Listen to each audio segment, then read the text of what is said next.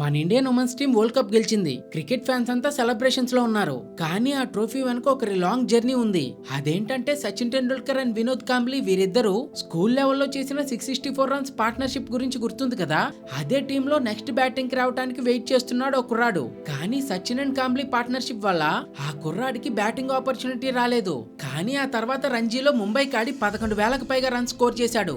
Ranji డెబ్యూకే 260 runs score చేయటమే కాదు 30+ centuries చేసి ఇప్పటికీ రంజీ ట్రోఫీ హిస్టరీలో సెకండ్ హైయెస్ట్ రన్ స్కోరర్ గా నిలిచాడు. తన కెరియర్ అంతా ఇండియన్ టీమ్ లో ప్లేస్ కోసం కష్టపడుతూనే ఉన్నాడు. కానీ ఇండియా కోసం ఆడే అవకాశం ఒక్కసారి కూడా రాలేదు. కారణం అప్పటికే మిడిల్ ఆర్డర్ లో సచిన్, ద్రావిడ్, గంగోలీ, వివిఎస్ లక్ష్మణ్ లాంటి స్టార్ ప్లేయర్స్ ఉన్నారు కాబట్టి. కానీ డెస్టినీ అనేది ఎలా ఉంటుందంటే ఒక దగ్గర మనకు కావాల్సింది కోల్పోయినా సరే మనం చేసినటువంటి హార్డ్ వర్క్ కి ఖచ్చితంగా రిజల్ట్ వేరే రూపంలో వస్తుంది.